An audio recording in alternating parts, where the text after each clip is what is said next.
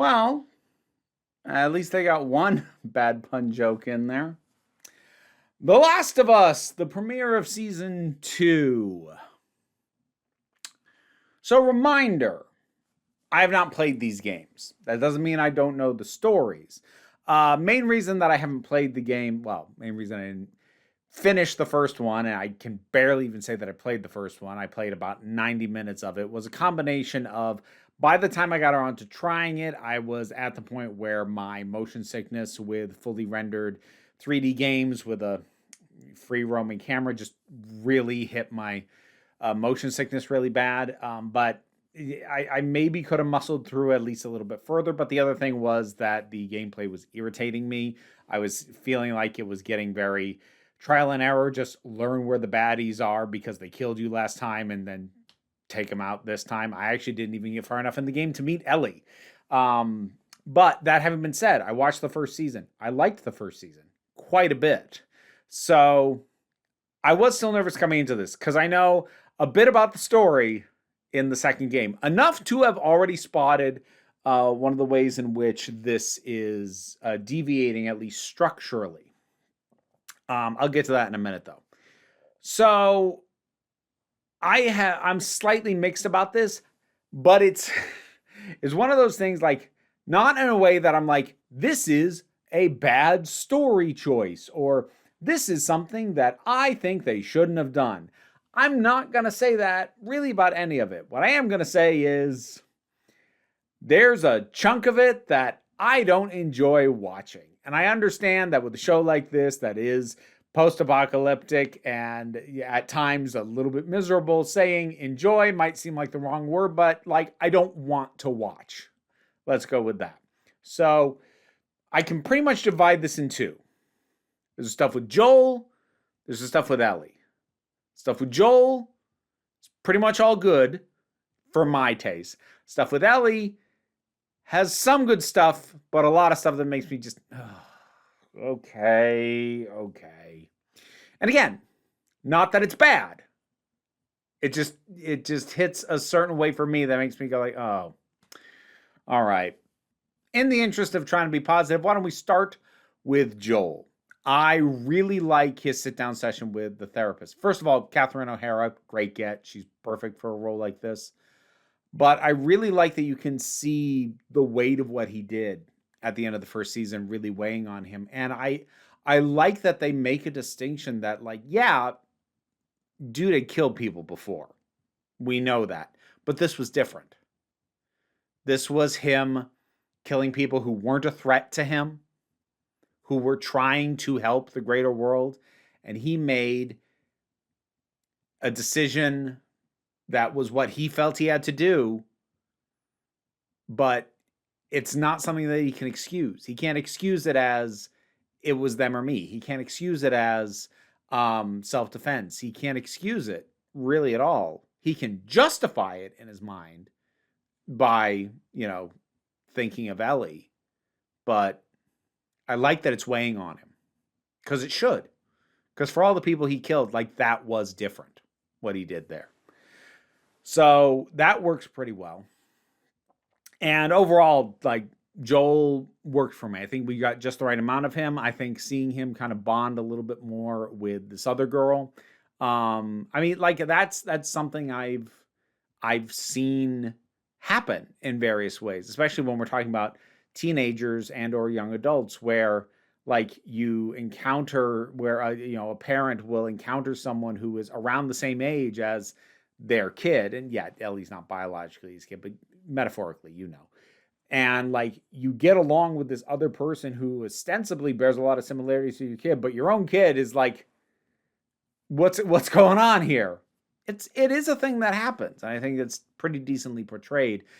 That having been said, that gets into Ellie and the stuff that I don't enjoy so much. So, long story short,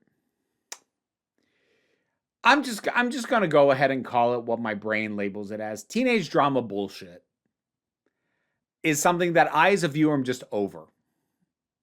I don't enjoy watching it. I find it predictable. And, like, again, this isn't bad writing. Like the fact that I knew immediately, well, Ellie's going to do something that everyone's going to tell her is a bad idea and she should know is a bad idea. She's going to do it anyway. And now I'm going to have to watch. I don't enjoy that. I don't. And again, like that doesn't make her a poorly written character. But writing that kind of young teenage, like I feel like the reckless teenager is the default for entertainment that we get served up, and I'm just real sick of it. I don't. More often than not, I don't enjoy watching somebody make bad decisions. I'm not going to say it can never work, but especially when it's this sort of slow boil where, like, I know the exact kind of bad decisions you're going to make, and I just have to watch you do it. I just don't like it. I just don't like going through that. And also just the split between Ellie and Joel bugs me a little bit on an experiential level. Again, on a narrative level, makes total sense. Just, by nature of their relationship, the world, and the fact that she's 19 now makes total sense. But that doesn't change the fact that it's still a little bit deflating because such a massive, important part of the appeal of the first season was watching the two of them bond and strengthen that bond. And like they had to, because it's what justifies what Joel does at the end of that first season. And then after having spent the entirety of the first season getting real invested in this growing bond, we start this season and that bond is frayed. It gives me the same energy as when you watch a movie or a season of TV and it's a recurring thing throughout the whole thing. These two characters, they're like kind of dancing around. At the end, they finally get together. All that build up, now they're together. Then you watch the sequel or the next season or whatever. It's like, oh, they're on the outs right now. But I got invested. I was happy that they were together. Why don't I get to have that? And like, again, I get it. It's not a bad choice, especially in something as bleak as this tends to be. Like, yeah, I understand that it's not going to be happy-go-lucky, but that doesn't remove my own personal frustration at the experience of being like, I loved their connection, and that connection is now in a state of disrepair. And I feel like you just took something that I love. I went through this actually recently with the season of Daredevil Born Again that happened, because if you've watched my reviews of those, the relationship between Wilson and Vanessa, the Kingpin and his wife, their connection is something I love. I deeply love. I really loved it, especially in the first season on the Netflix show. And they spend most of this new season like in couples therapy. And it's like, it's not that there's nothing that comes out of that, but I'm just like, but I loved them together. Can you just give me that? Stop depriving me of the thing that I was enjoying. There was more story to get out of that thing. You didn't have to break it. And it's that same kind of feeling I'm left with. And again, I cannot stress enough, that doesn't make it bad. It doesn't make it bad writing. It doesn't make it bad performance. It doesn't make it bad anything. It just means for me and for my tastes, it's frustrating watching and not particularly enjoyable or enticing. That said, the build-up to the kiss that Ellie has with her friend, was it Dina? Was that her name? That was well built up to. I like that. Also, Joel was right to deck that guy. Like, dude, the world's ended. Get off your freaking moral high horse. Go eat shit. Like that. I understand why Ellie was upset, and she's like, you don't need to take care of me, and I don't need your help. And like, again, I get it, but he was right to do it. He was right to do it. And it was a cute moment, up before that happened. I suppose the other thing that's worth sinking a little bit of time to is Abby. Now, I do know that this is where some structure has changed, because I know in the second game, basically Abby's backstory and what she had been doing for a whole chunk of it is done as a kind of a playable flashback parallel story, something like that at the tail end of that game. And rather than wait towards the back end to do it, they are intercutting it here at least a little bit. I'll be curious to see if they can sell me on Abby. Because, all right, here's the first thing. I love the concept of Abby. Because again, when Joel did what he did to the Fireflies, that was something more extreme and worse than what he had done before. And there should be fallout. Because he thought only in terms of him and what he wanted and did not stop to think at all what it meant for anybody else. And there should be consequences for that. And Abby is the embodiment of those consequences. That's all good stuff. It's the 5-year time jump that makes me worried about whether or not they can fully sell this character for me. Because, like, the level of obsession that you need to track somebody for 5 years where you have literally nothing to gain other than revenge.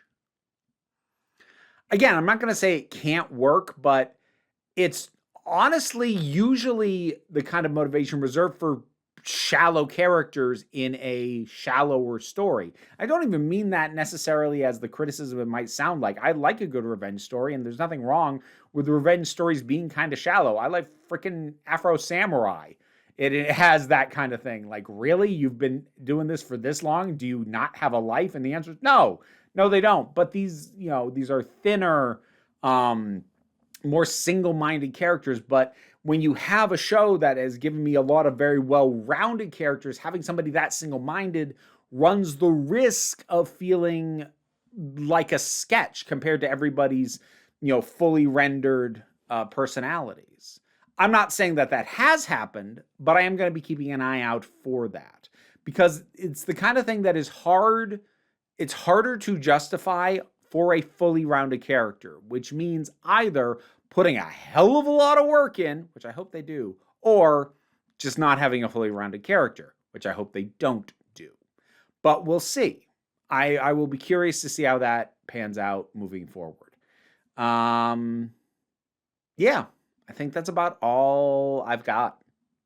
So it's solid. It's fine. It just does some stuff that I personally don't really like. But thank you for joining me. Last of Us, Season 2, Episode 1. What did you think about it? Whatever your thoughts are, drop something down in the comments. Let's talk about it. Patreon pays the bills. Enables me to do this as I'm living. Even if you can't help me out that way, like, share, subscribe. They all help me out. The YouTube stuff, you know what it is. Don't worry too much about it, though. We take a relaxed attitude around here, so you just come on back next time you need a break.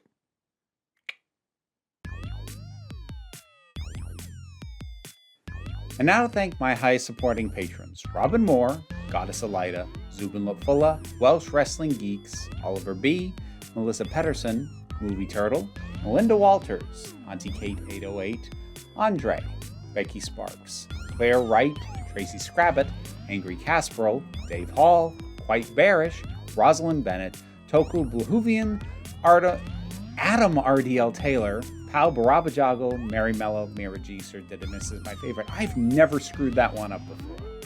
Well, if you want to hear me mess up your name, check out the rewards on the Patreon. I'm going to blame you.